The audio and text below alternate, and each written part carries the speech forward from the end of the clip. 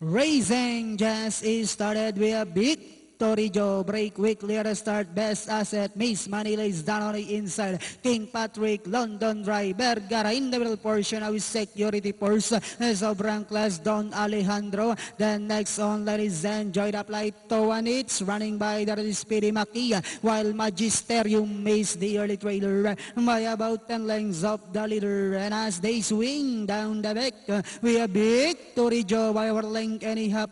Security Force sneaking at the inner rail. And on the outside now is Best Asset. Vergara comes next.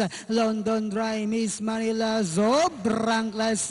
Moving up now on the outside now is Enjoy the Flight. In the middle portion, King Patrick. Down on the inside now is Speedy Makia. Don Alejandro Towanits, while Magisterium is still racing in 13th. And at the far turn we have victory, Joe. By our head down on the inside is Security Force. 4 lengths further back in third now is Miss Manila. London Dry moving up now on the outside is Sobrang Class. And they are now entering the home stretch. We have victory, Joe. Moving up down on the inside is Security Force. With about 150 meters more to run. Victory, Joe and Security Force are fighting out for the lead. Victory, Joe, followed by Security Force in second. And finally, the curtain closer. Victory, Joe.